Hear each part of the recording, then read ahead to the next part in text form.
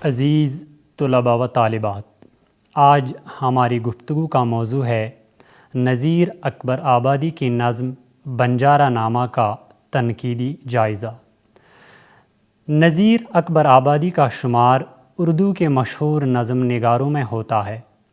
آپ کا اصل نام ولی محمد اور تخلص نذیر ہے۔ آپ کی تاریخ و سن ولادت کے بارے میں اختلاف پایا جاتا ہے۔ مولانا عبدالباری عاصی لکھنوی کی مرتب کردہ کلیات نذیر میں نذیر اکبر آبادی کا سن ولادت 1735 عیسوی درج ہے، جبکہ انتظام اللہ شہابی اور نظامی بدایونی کے مطابق نذیر اکبر آبادی 1736 عیسوی میں پیدا ہوئے۔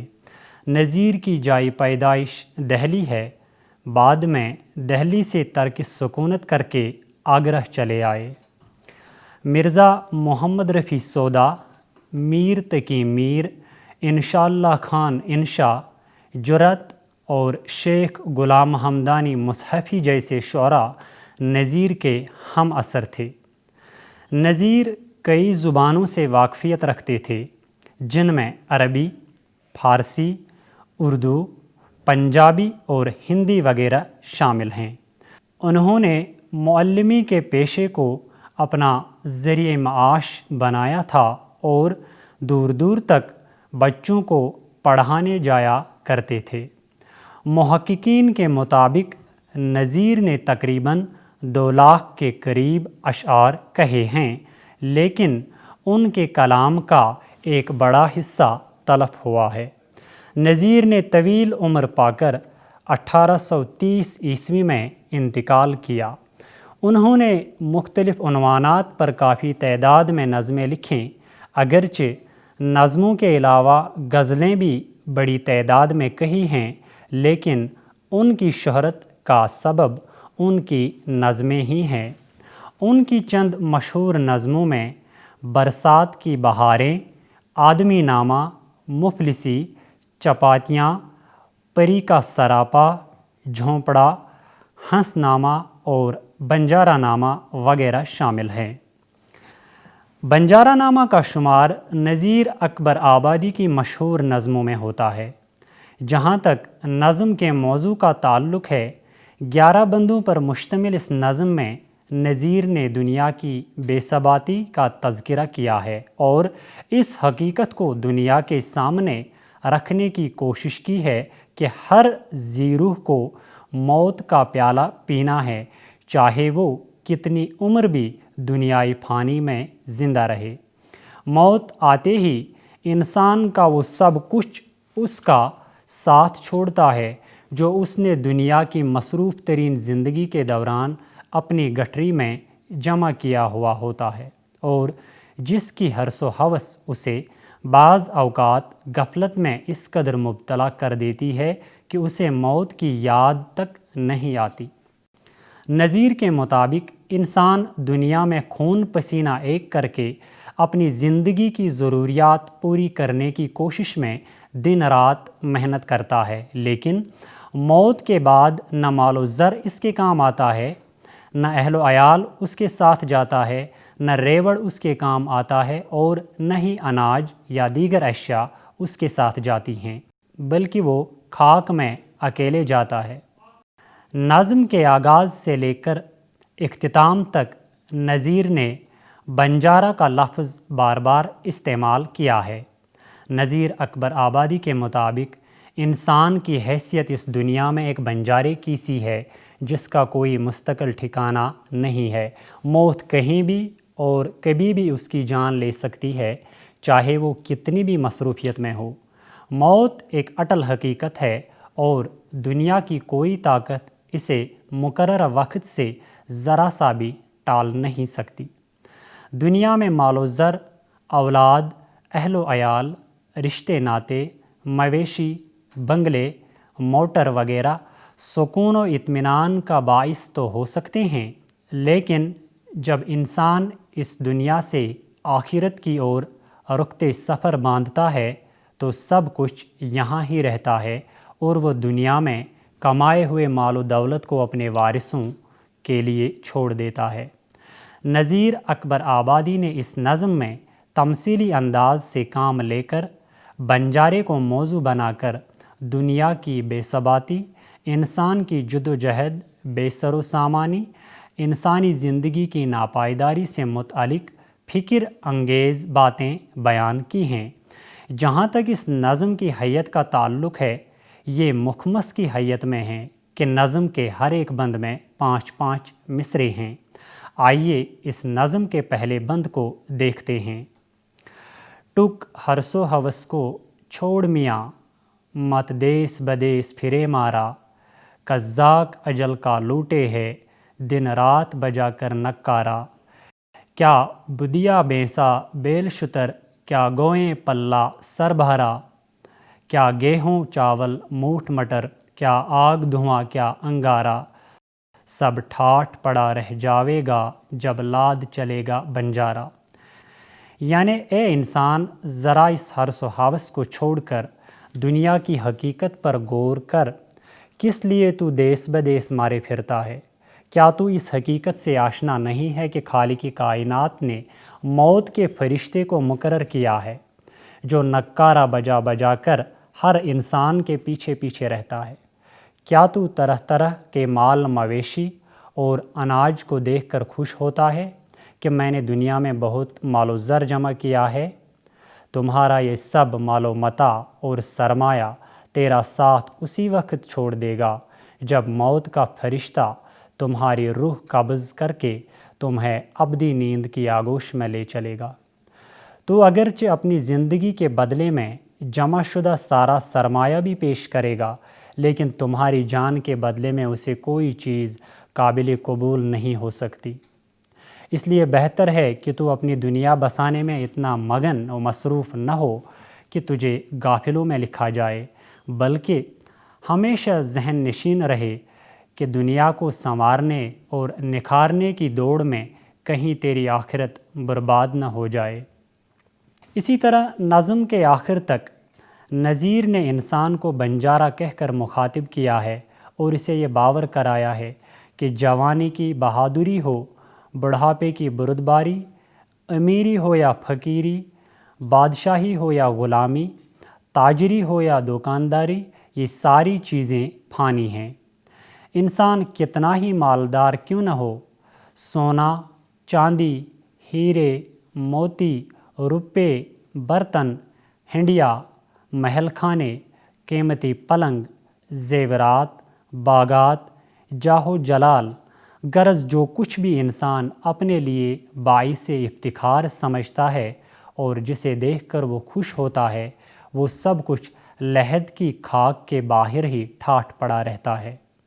انسان قبر کی تنہائی میں اکیلے جاتا ہے اور اس کا سرمایہ تو اس کے وارثوں میں بٹ جاتا ہے یا پھر کوئی دوسرا اس کو اپنے قبضے میں کرتا ہے۔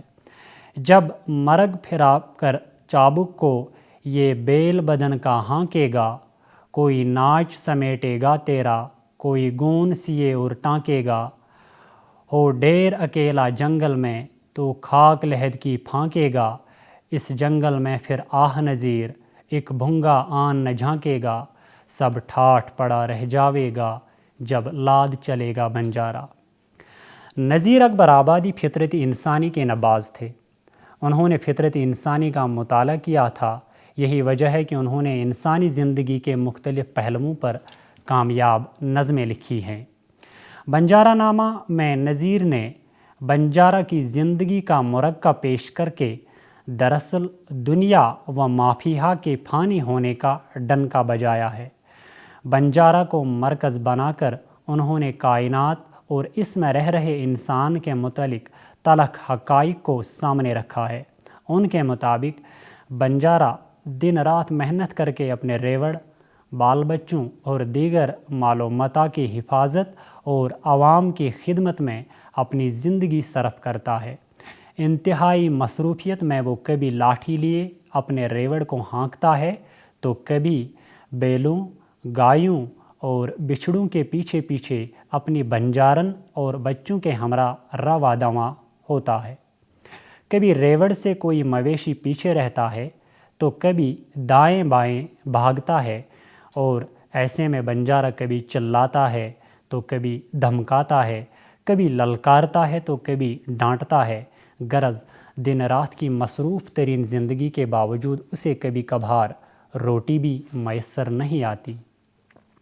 اس سب کے باوجود بنجارہ کو معلوم نہیں کہ اجل کا قزاق اسے لوٹنے کی کوشش میں ہمیشہ اس کے پیچھے لگا رہتا ہے، اور جس دن وہ اسے لوٹے گا اس دن کوئی اس کے کام نہیں آئے گا۔ نہ مال و متاع، نہ سیم و زر، نہ عزیز و اقربا، اور نہ ہی اولاد جس کی خاطر اس نے دنیا کی دولتیں جمع کی ہوئی ہوتی ہیں۔ جب چلتے چلتے رستے میں یہ گون تیری ڈھل جاوے گی، ایک بدیا تیری مٹی پر پھر گھاس نہ چرنے آوے گی، یہ کھیپ جو تو نے لادی ہے سب حصوں میں بٹ جاوے گی، دھی پوت جنوائی بیٹا کیا بنجارن پاس نہ آوے گی، سب ٹھاٹھ پڑا رہ جاوے گا جب لاد چلے گا بنجارہ۔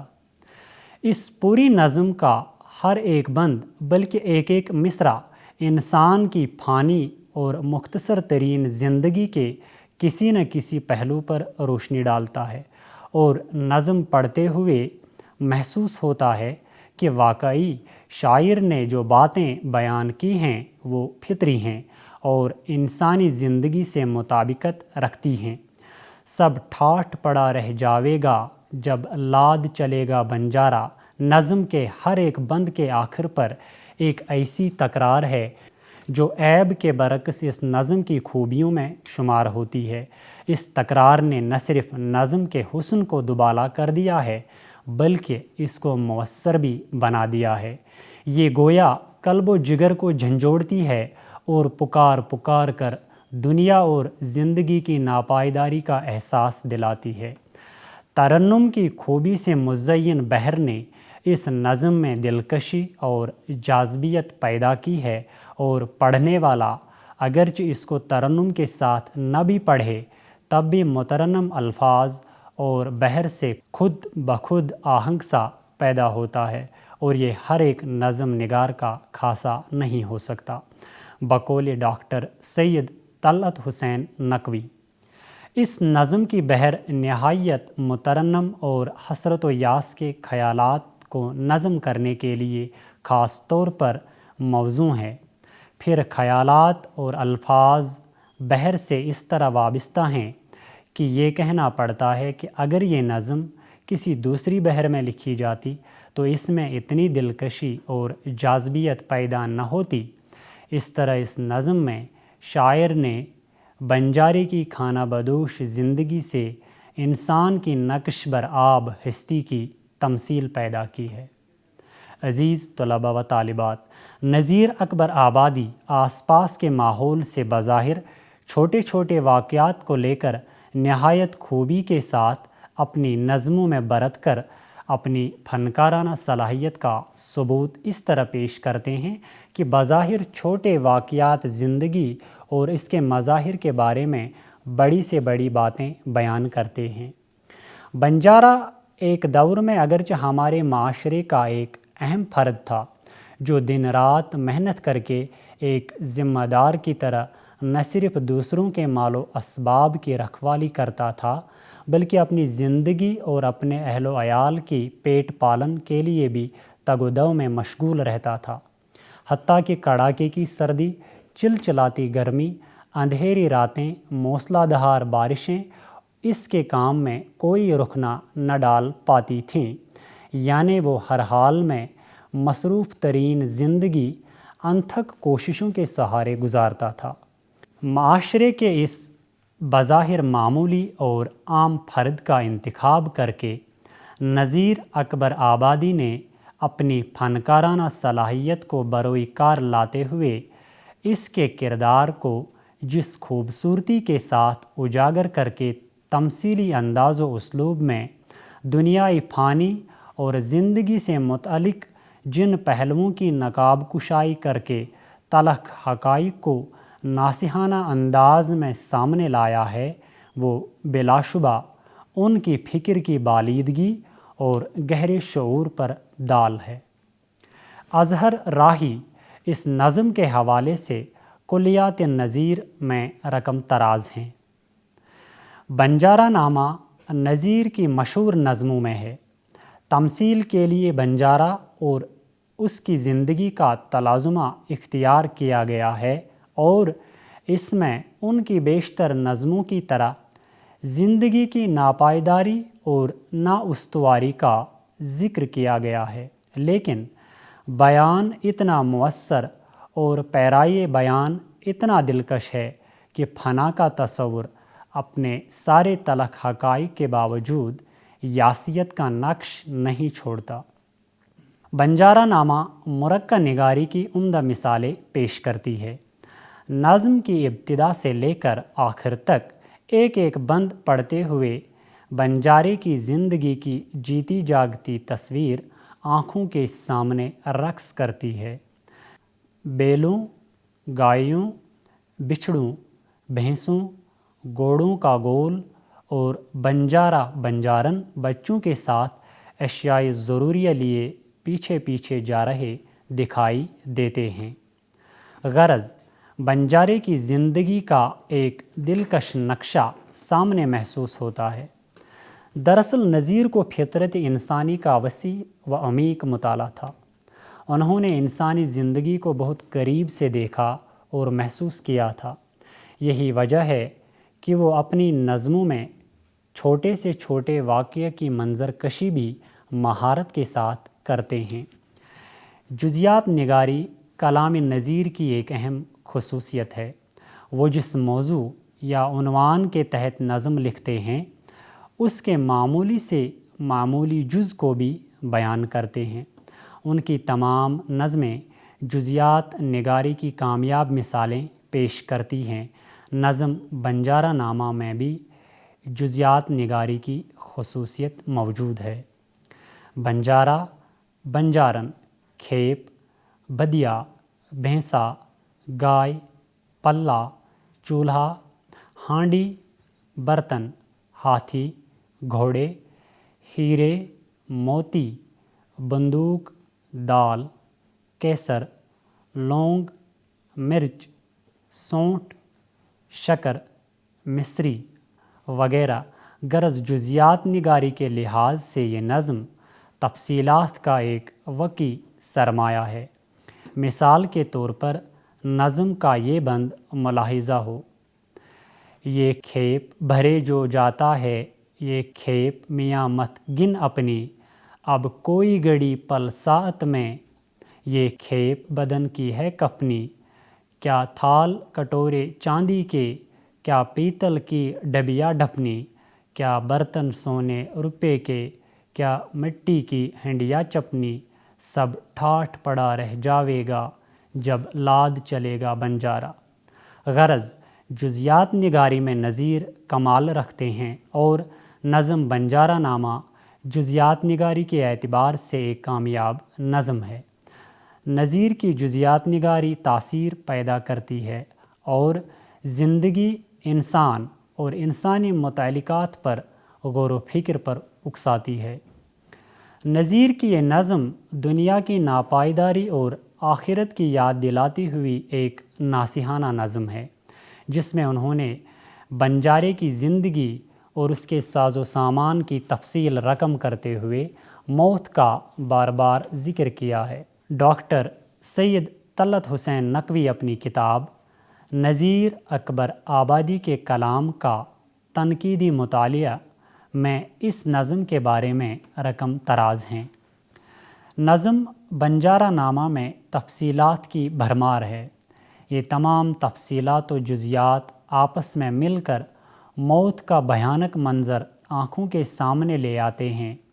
نظیر بنجارے کا ذکر کرتے ہیں اور کرانے کی تجارت کا سارا سامان ایک ایک کر کے ہمیں دکھائی دیتے ہیں۔ وہ بنجارے کا ذکر کرتے ہیں اور ساز جڑاؤ، زر و زیور، گوٹے تھان کناری کے، گھوڑے زین سنہری کے، ہاتھی لال عماری کے ہمیں دکھائی دیتے ہیں۔ وہ بنجارے کا ذکر کرتے ہیں اور اپنے عہد کا سارا سامان حرب گڑھ، کوٹ، رہکلا، توپ، کلا، شیشہ، دارو، گولا ہمارے سامنے رکھ دیتے ہیں۔ یہ چیزیں آج عنقا ہیں۔ اگر نذیر ان کا ذکر نہ کرتے تو ہم ان کے نام بھی بھول جاتے۔ اپنے اس بیان کی توثیق کے لیے وہ اس نظم کا درج ذیل بند نمونے کے طور پر پیش کرتے ہیں۔ کیوں جی پر بوجھ اٹھاتا ہے ان گونوں بھاری بھاری کے، جب موت کا ڈیرا آن پڑا پھر دونے ہیں بے پاری کے۔ کیا ساز جڑا زر و زیور، کیا گوٹے تھان کناری کے، کیا گھوڑے زین سنہری کے، کیا ہاتھی لال عماری کے، سب ٹھاٹھ پڑا رہ جاوے گا جب لاد چلے گا بنجارا۔ اگرچہ یہ نظم موت کی طرف بار بار متوجہ کرتی ہے، تاہم کچھ ناقدین کا خیال ہے کہ بنجارے کی زندگی کا تلازمہ اختیار کرتے ہوئے نذیر دراصل موت سے ڈراتے یا دھمکاتے نہیں ہیں، بلکہ اعلیٰ طبقے کی غریب و مظلوم طبقے پر ظلم و زیادتی کے خلاف ایک احتجاج کرتے نظر آتے ہیں۔ نذیر کی یہ نظم شاعرانہ مصوری کی مثالیں بھی پیش کرتی ہے۔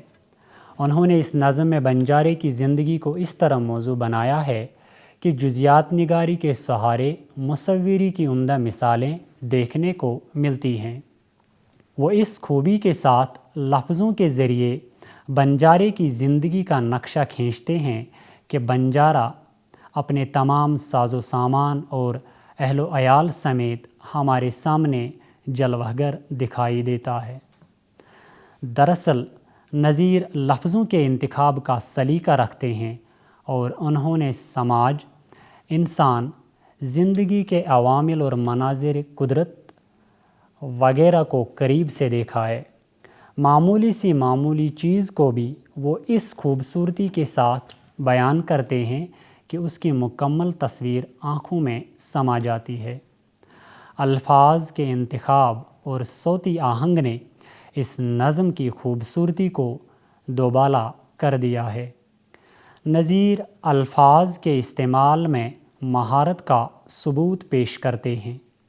وہ غیر مانوس، مشکل اور دقیق الفاظ سے گریز کرتے ہیں اور اپنی بات کو عوام کی زبان میں پیش کرتے ہیں۔ نظم بنجارہ نامہ میں انہوں نے لطیف و مترنم بحر اور آسان الفاظ کے استعمال سے جادو جگایا ہے۔ نظم کو گنگناتے ہوئے آخرت کی یاد اور دنیائی فانی کی ناپائیداری دل کو چھو لیتی ہے۔ یہی خوبی اس نظم کو پر اثر بنا دیتی ہے۔ نذیر نے ان چھوٹے چھوٹے موضوعات پر بھی قلم اٹھایا جو دوسرے شعراء کی نگاہ میں کوئی ایسی اہمیت نہیں رکھتے کہ ان پر خامہ فرسائی کی جائے۔ یہی وجہ ہے کہ ان کی نظمیں عوام میں زیادہ مقبول ہوئیں۔ زبان و بیان کے اعتبار سے دیکھیں تو نذیر نے موضوع کی مناسبت سے زبان کا استعمال کیا ہے۔ انہوں نے اپنی دوسری نظموں کی طرح بنجارہ نامہ میں بھی زبان پر دسترس ہونے کا ثبوت فراہم کیا ہے۔ انہوں نے اپنی نظموں میں جو الفاظ استعمال کیے ہیں ان سے ہندوستانی مزاج جھلکتا ہے۔ انہوں نے عوامی زبان نہایت ہی سلیقے کے ساتھ اپنی شاعری میں استعمال کی ہے، بقول ڈاکٹر سید طلعت حسین نقوی۔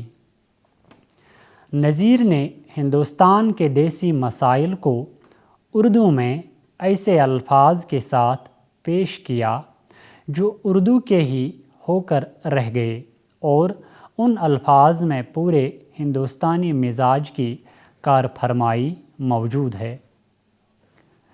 انہوں نے شاعری اردو کو عام انسانی زندگی سے بہت مربوط کر دیا ہے۔ انہیں زبان پر بے پناہ قدرت حاصل تھی۔ عزیز طلباء و طالبات، کہا جا سکتا ہے کہ نذیر اکبر آبادی کی نظم بنجارہ نامہ ایک شاہکار کا درجہ رکھتی ہے۔ اگرچہ نظم موضوع کے حوالے سے بظاہر سامنے کی معلوم ہوتی ہے، لیکن غور کیا جائے تو یہ ایک انتہائی اہم نظم ہے جو پکار کر آخرت کی یاد دلاتی ہے اور دنیا و ما فیہا کی حقیقت پر غور و فکر کے لیے اکساتی ہے۔ اس میں جہاں ناصحانہ رنگ ملتا ہے وہیں طنز و مزاح کی خفیف سی ملاوٹ نے اس کے حسن و اثر کو وقار بخشا ہے۔ منظر نگاری اور جزیات نگاری کے اعتبار سے بھی یہ ایک کامیاب نظم ہے۔ اگرچہ نظیر کی اس نظم میں آخر تک تکرار ہے اور بعض ایسے الفاظ کا استعمال ہوا ہے جو ثقیل ہونے کے ساتھ ساتھ قواعد کے خلاف ہیں یا اب متروک ہو چکے ہیں، لیکن اس کے باوجود یہ نظم ایک کامیاب نظم ہے۔ موضوع کی مناسبت سے زبان کے استعمال اور بنجارے کی زندگی کی تمثیل کے ساتھ ساتھ منظر نگاری، مصوری، جزیات نگاری، مرقع نگاری اور زبان و بیان کے فنکارانہ استعمال نے اس نظم کو فنی سطح پر نہ صرف جاذب توجہ بنایا ہے بلکہ اسے وقار و اعتبار بھی بخشا ہے۔ عزیز طلباء و طالبات، امید ہے آج کے موضوع پر آپ کے ساتھ جو گفتگو ہوئی اس سے آپ مستفید ہوئے ہوں گے۔ آج کے لیے اتنا ہی۔ اللہ حافظ۔